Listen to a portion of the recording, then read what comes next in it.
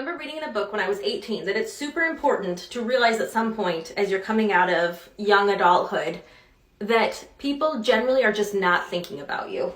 So sometimes when we overanalyze, like, how are they feeling about me? Like, what do they think about what I wore? What are they thinking about this? Like, maybe they meant this when they said that.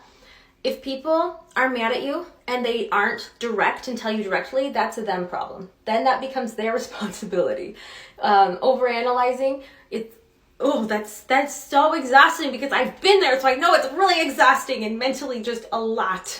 But you overanalyzing everything doesn't quite sound like the story, because in the story the girl was clearly like super manipulative about it and would be like, I'm so betrayed. So basically putting pressure on everyone she met and trauma dumping immediately so that they felt like if they were to make any mistakes within the friendship or disagree with her at any point, then they would be betraying her. And it was definitely used in the original Red Flag video, like as a technique of manipulation, which it really doesn't sound like you're doing here. Realizing that people were just like not thinking about me nearly as much as I thought they were was super liberating.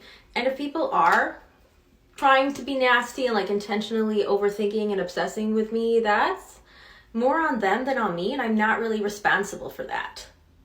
That being said, if you are finding yourself in patterns where you're constantly being betrayed or like people are harming you and such, definitely seek professional help.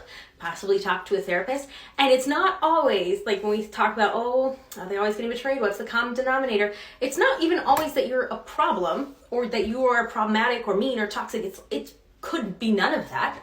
I mean, it might be that. I don't know you personally or your situation at all. I'm just throwing shit at the wind here. But seeing what sticks, you know? But a lot of times when we get into these cycles of toxic relationships, it's because we are subconsciously choosing people that aren't really healthy matches for us, that are toxic.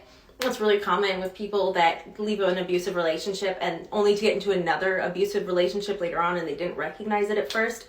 It's because we're subconsciously looking for these types of people. So talking to a therapist can help you set up healthier patterns for picking people and inviting people into your life that are going to be healthy for you, and also being a healthier person for them. So like, therapy's the best. Recommend it all around. So much fun.